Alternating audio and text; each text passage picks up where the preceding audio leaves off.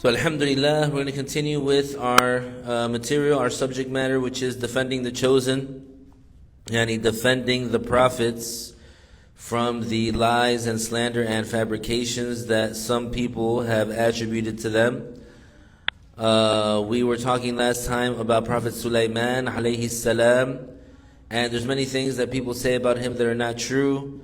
Among them is what the Masons, what they claim about Prophet Solomon alayhi salam. They say that he practiced sorcery, and the Masons, they take their supposed blueprints for building their temples, supposedly based off of Prophet Solomon alayhi salam. And the reason that these people claim that, of course, it is not true that Prophet Solomon alayhi salam delved into magic or sorcery.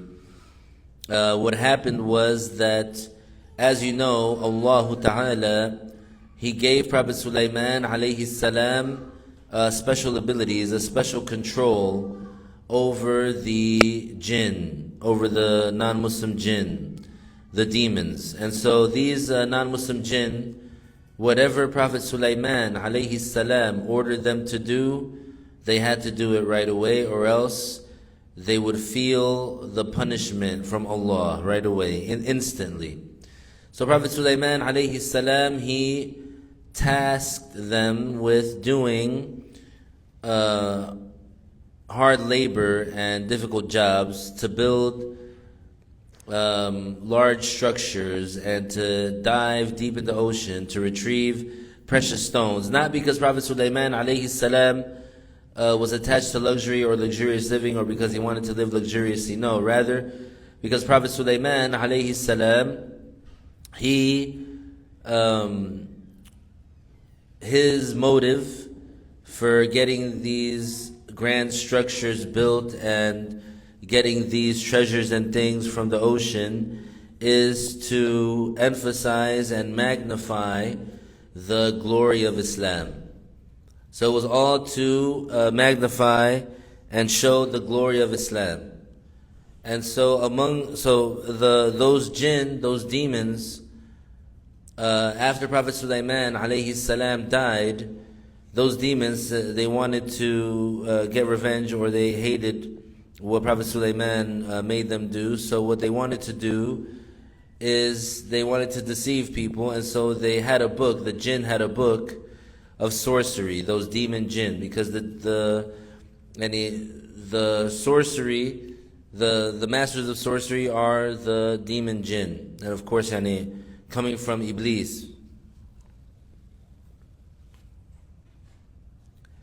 And the human sorcerers, they get their training, or they get their initiation into sorcery through the jinn, through the demons. But anyway, those demons, what did they do? They took a book of sorcery and they buried it under the throne of Prophet Solomon alayhi salam. And so after Prophet Sulaiman alayhi salam died, those demon jinn, they came to the people and they said, look people, you want to know how, and of course it's not true, you want to know how Solomon, those jinn said, you want to know how Solomon ruled over us? And they said, look under his throne. And so they had planted the book of sorcery there, and they claimed that the way that Prophet Sulaiman alayhi salam, that he did, or he had power over them, was through that book of sorcery. Na'udhu billah. So those are among the lies that are said about Prophet Solomon alayhi salam. Another lie, other slander, another type of lie that is said about Prophet Solomon alayhi salam is what some people from Jamaica, what they say about Prophet Solomon alayhi salam.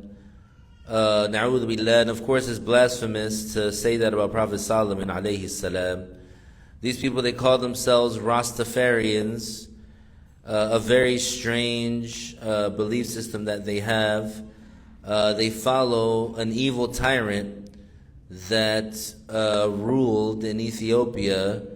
The name of that evil tyrant, his name was Tafari, and in Arabic he's called Tafarri.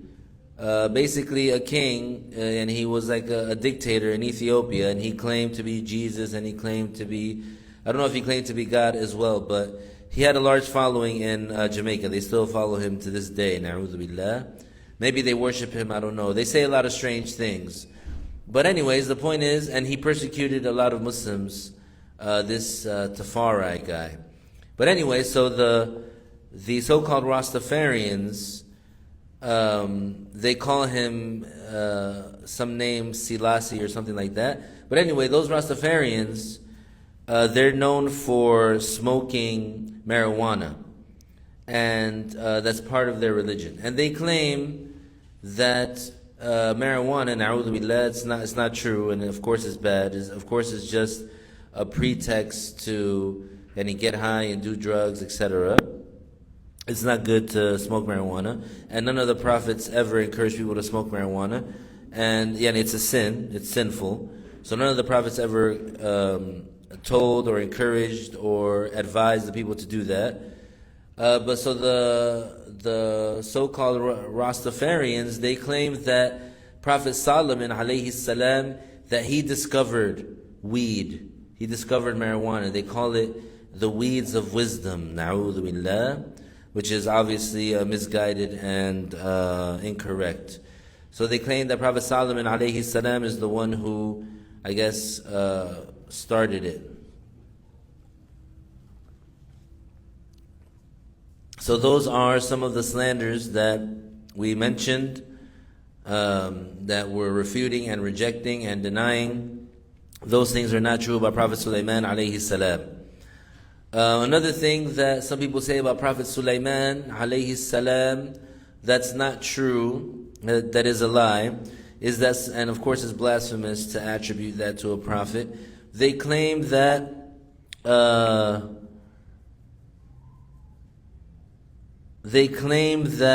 Prophet Sulaiman alayhi salam, that he built the palace on purpose to make it seem like there was a river flowing or water flowing, but it was like glass, it was transparent. So someone looking at it, they would think that it's water.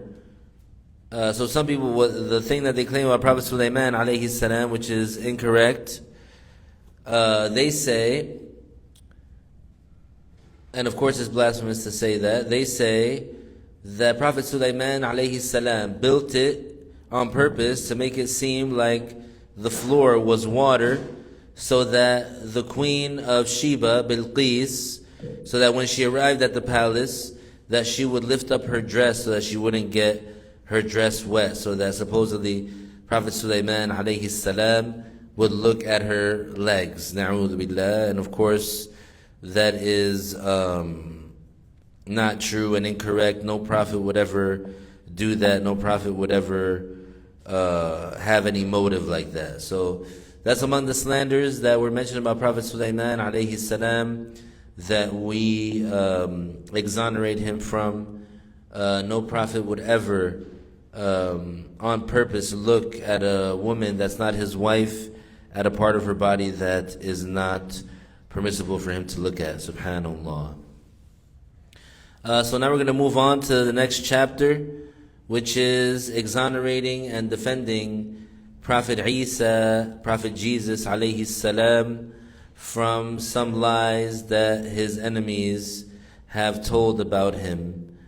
And of course there's going to be a lot of details, and there's going to be some detailed information regarding Prophet Jesus alayhi salam, because of course the misguided people, they say a lot of bad things about Prophet Isa alayhi salam, and there's a spectrum on that. Some people, they lie about Prophet Isa alayhi salam in an extreme way, and they accuse him of saying things that he did not say.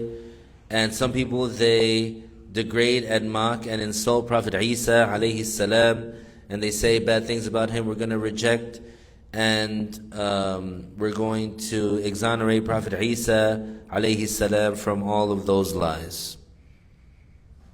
So Prophet Jesus alayhi salam is a prophet with a high status. He is one of the top 5 prophets in status. He is from the lineage of the children of Israel. He did not come with Judaism. He did memorize and study the original Torah when he was growing up. He was born from the Virgin Mary alayha salam, which is the best woman that God created. And he is an honorable, righteous prophet of Islam, just like all the prophets. And he is impeccable, just like all the prophets. So he's protected from blasphemy and enormous sins and small abject sins before and after prophethood. And he is free and clear of all vileness and of any character flaw or physical defect that would repel people away from him. And Prophet Jesus alayhi salam, he was never crucified and he never died, and he was raised to the second sky where he currently resides with the angels, and he shall return to the earth near the end times and reign with al-Islam, and he shall destroy the cross and he shall slaughter the swine. So that's a basic overview about Prophet Isa alayhi salam. Very important to have detailed knowledge about Prophet Jesus alayhi salam because he is definitely an important figure in Islam, and he is important, and it's important for people to understand about him correctly, because there are people these days who they claim him for themselves when in reality they do not love Jesus alayhi salam, they do not follow Jesus alayhi salam, and they truly do not believe in him. So we're going to get into it. So many people, they have differed about Prophet Jesus alayhi salam. Among them are those who slandered him and attributed to him godhood. وَالْعِيَاذُ بِاللَّهِ. We seek refuge with Allah from that. And among them are those who attributed to him that he said about himself that he is the Son of God. نَعُوذُ بِاللَّهِ. And some said that he said supposedly that Allah is his father, that God is his father. وَالْعِيَاذُ بِاللَّهِ سُبْحَانَهُ وَتَعَالَى. We seek refuge with Allah from such blasphemy, and we glorify and praise Allah from being attributed with any defect, and we exalt our Creator from those lies that the people say about him. And some of them, they say about Prophet Jesus alayhi salam that he was killed and crucified. And all of these sayings are incorrect and not true and lies, and they are not the truth. The truth is that Prophet Jesus alayhi salam is a creation of God, a slave of God, and his messenger, and a messenger of God, and that he was raised to the second heaven. And it is enough for us to exonerate Prophet Jesus alayhi salam from the slander and lies that people say about him with what is mentioned in the Quran. It is enough for us to refute and reject the slander and the lies that people say about Prophet Jesus alayhi salam, to use the Quran. It is enough to use the Quran for that. And it is enough for us to use the Quran to explain and tell about the situation of Prophet Jesus alayhi salam. And there is no better clarification or elucidation than the Quran. Allah Ta'ala revealed in Al-Quran, ذَلِكَ عِيسَى بْنُ مَرْيَمَ قَوْلَ الْحَقِّ الَّذِي فِيهِ يَمْتَرُونَ مَا كَانَ لِلَّهِ أَن يَتَّخِذَ مِن وَلَدٍ سُبْحَانَهُ إِذَا قَضَى أَمْرًا فَإِنَّمَا يَقُولُ لَهُ كُن فَيَكُونُ. So this means that Prophet Jesus alayhi salam is a slave among the slaves of God. He is created by God from a woman, and his mother is Maryam alayha salam, Lady Mary. And the part in the verse that says فَإِنَّمَا يَقُولُ لَهُ كُن فَيَكُونَ, it means that Allah Ta'ala is not disabled by anything, and nothing prevents what He willed to occur, and nothing makes Allah tired. Yani Allah Ta'ala is not attributed with being tired or with depleting energy. Rather, Allah Ta'ala makes whatever He willed exist without any delay from the time that He willed for that thing to exist in, and without any difficulty, hardship, toil, or fatigue. So when we say فَإِنَّمَا يَقُولُ لَهُ كُن فَيَكُونَ, it means that the thing, and the creation, that Allah Ta'ala willed for that creation to exist, that creation, it exists immediately at the time that Allah Ta'ala willed for it to exist in. And Allah specified that creation to exist at such and such a time. That creation exists at that time without any delay, hardship, toil, or difficulty. Without any hardship, toil, difficulty, or delay. And nothing prevents it, nothing stops it. That creation enters into existence at that exact time.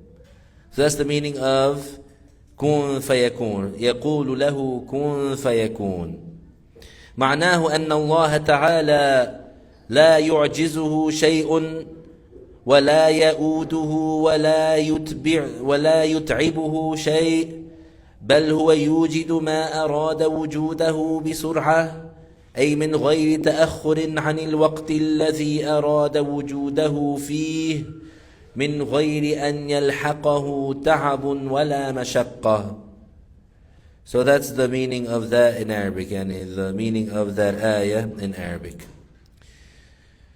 So Allah Ta'ala has threatened with punishment the non-believers, yani those who blaspheme, and those who attributed, yani those who blaspheme, those who attributed to Prophet Jesus alayhi salam what is incorrect and what is not befitting.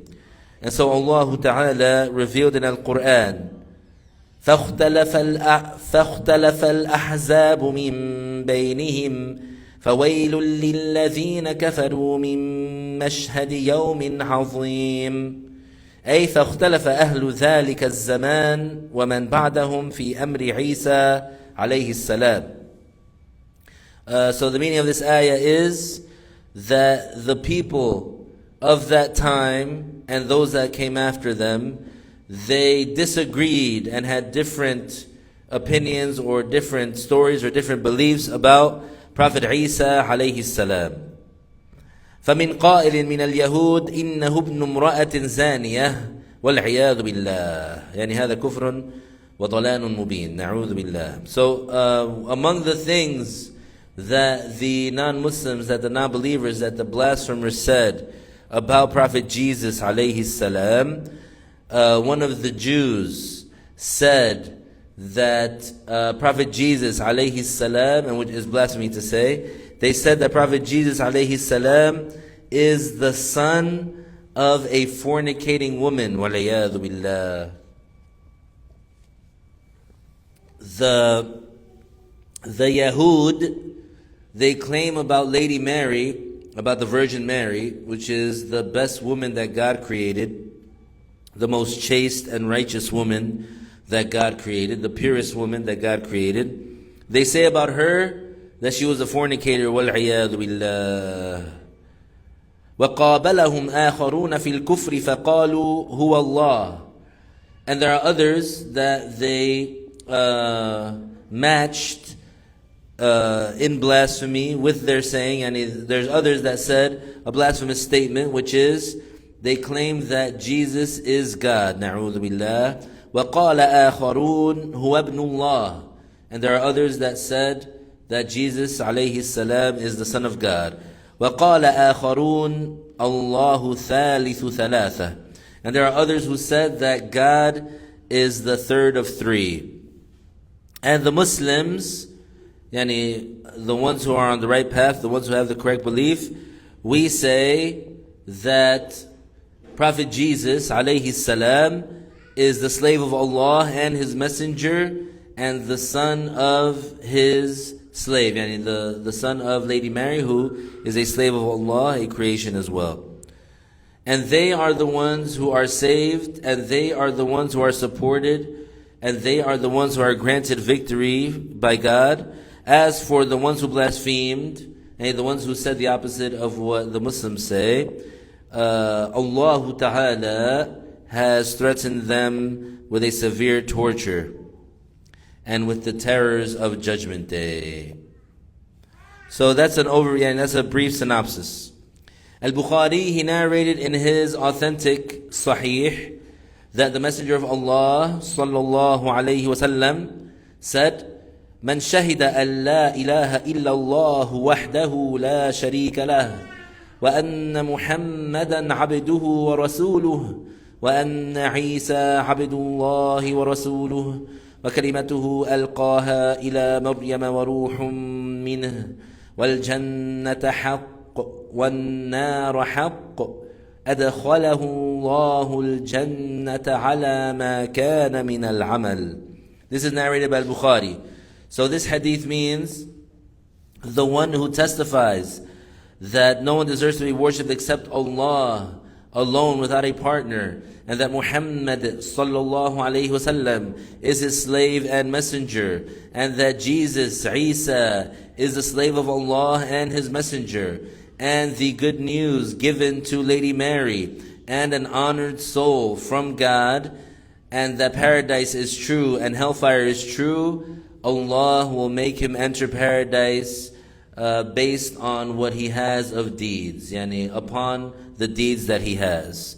So we'll explain that. This is narrated by Al-Bukhari. That's just a surface translation of the hadith. وَمَعْنَا وَرُوحٌ مِّنْهُ أَنَّ رُوحَ الْمَسِيحِ روح صادرة من الله تعالى خلقا وتكوينا فالله أضاف روح عيسى إلى نفسه إضافة تشريف وليس المعنى أن المسيح جزء من الله عز وجل فالله سبحانه وتعالى ليس أصلا لغيره ولا هو فرع عن غيره وليس روحا ولا جسدا لم يلد ولم يولد ولم يكن له كفوا أحد. So the meaning of وروح منه in that term of the hadith is that Prophet Jesus alayhi salam, that his soul is created by Allah and that it is honored by Allah. And it is something called in Arabic idafa, an idafa of honoring, meaning that Allah Ta'ala made it a possessive, the wording is a possessive, to honor Prophet Isa alayhi salam. And it does not mean, the meaning is not that Prophet Jesus alayhi salam is a part of Allah, and that's what the Christians say, and of course that's misguidance. So in Islam we don't say that the creator of the universe is composed of parts. We don't say that God is made up of parts. And we don't say that Jesus is a part of Allah. And we don't say that Jesus is, and we don't say that God is a spirit. And we don't say that God is a body. Both of those things, the Christians, they say that. The Christians, they believe that God is a spirit. And the Christians, they believe that God is a body. Na'udhu billah. In Islam, we don't have that. In Islam, the Quran explicitly negates being... The Quran explicitly negates that God would be the source of something, where someone would be a part of God, and the Quran explicitly negates that God would be a part of something. So nothing is a part of Allah, and Allah is not a part of anything. And Allah is not a spirit or a body. And I recited verses 3 and 4 of Surah Al-Ikhlas of the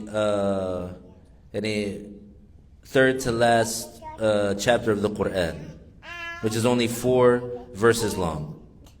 So in this hadith, there is a virtue, a specialty for saying this dhikr, this special dhikr. So basically the hadith is saying, the one who is consistent upon saying this special dhikr, they say it every day. They say, Ashhadu an la ilaha illallah wahdahu la sharika lah, wa anna Muhammadan abduhu wa rasuluh, wa anna Isa abdullahi wa rasuluh, wa kalimatuhu alqaha ila Maryam wa ruhum minh, wal jannata haqq, wal nar haqq. He says it every day, one time, that because of the blessings of saying that consistently every day, that the person, his situation, that Muslim, his situation will become rectified, and he will become a Muslim, a perfect Muslim, that fulfills all the obligations and refrains from all the sins, and he will die in that state, and so he will be guaranteed paradise, yani without previous torture.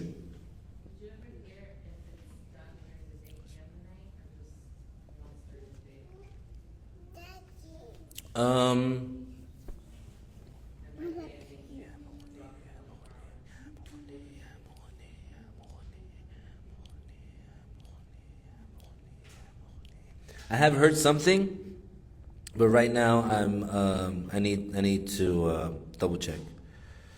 No.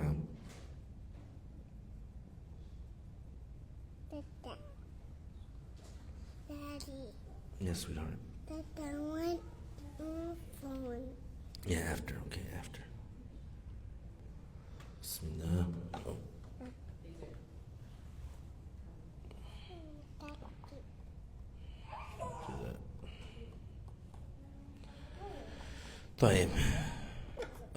So the next thing we're going to mention is Prophet Isa alayhi salam. He called to Islam and to the worship of the Creator only, and to the belief that the Creator is not like us in any way, that He's the only one who deserves to be worshipped, and He's the only one who has the power to create.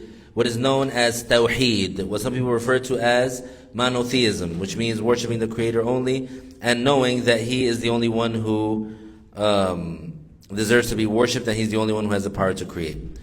So when Prophet Jesus alayhi salam, when he became 30 years old, he received the revelation from God, and it was revealed to him to go out to the people and to call them to worship the Creator only.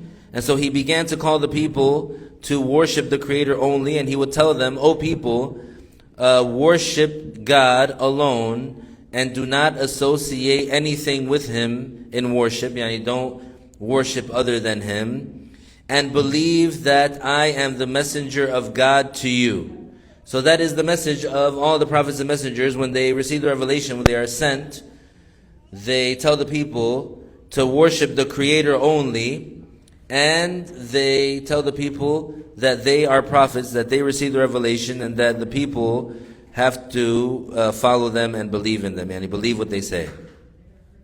So Prophet Jesus alayhi salam, he was sent to the children of Israel, and as you know, Israel is the name of an honored prophet, Prophet Jacob alayhi salam, the son of Isaac alayhi salam, who is a prophet, the son of Abraham alayhi salam, who is a prophet. So Abraham, his firstborn son is Ishmael, and Ishmael, he is the founding father, from his bloodline came Prophet Muhammad sallallahu alaihi wasallam. And after Ishmael, Prophet Abraham alayhi salam, he had Prophet Isaac, and who is a great prophet in Islam. And Isaac, he had a son named Jacob. Jacob, he is also called Israel, which Israel means slave of God, pious slave of God, righteous slave of God. And so Jacob, also known as Israel, he had 12 sons, and those are the 12 tribes of Israel. And so Jacob is the founding father of the children of Israel. So he is the one who the children of Israel come from. So the children of Israel is a bloodline, it's a lineage that leads back to Prophet Jacob alayhi salam. So Prophet Jesus alayhi salam, he is from that bloodline, and he was sent to the children of Israel. And so 12 people believed in him, that we call them in Islam al-Hawariyun, which they're his closest students. So the scholars, they differed about the reason why they were called that. Some said that they were called that because of the whiteness of their clothes, and because they were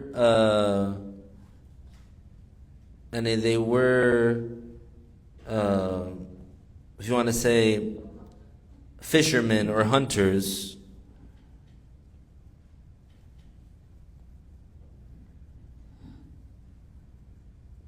And anyways, they're called that, they're known as that because they are the closest supporters of Prophet Jesus alayhi salam. In English, people refer to them as the apostles or the disciples. And I have not done any research into the etymologies and the original meanings of those words. But al-Hawariyun basically means the closest students of Prophet Jesus alayhi salam. So Prophet Jesus alayhi salam, he began to send them to different parts of the land so that they would call the people to Islam and to worship the Creator only, and to spread the belief in the Creator. And this is the religion of all the prophets and the angels. And so Prophet Jesus alayhi salam, he was supported by God with miracles, with brilliant and clear miracles. And so among the things that Prophet Jesus alayhi salam used to do is that he would cure the sick. And he would cure those that had terminal illnesses, and he would cure the one who was born blind, and he would cure the one with leprosy, and other than them among those who had sicknesses by the will of Allah. To the point that the people, they loved Prophet Jesus alayhi salam, and his followers became plenty. And his reputation and his and a word about him became widespread, and he became well known amongst the people. And so he used to spend his days traveling around on the earth, calling the people to al-Islam. So yes, the Muslims, we're the ones who love Prophet Jesus alayhi salam, and he loves the Muslims. Allah Ta'ala gave Prophet Jesus alayhi salam the knowledge of the original Torah, which the original Torah, it did exist during the time of Prophet Jesus alayhi salam, before it was physically corrupted. So what the children of Israel, the Yahuds, what they used to do is they used to pervert the meanings, and they did not yet physically change the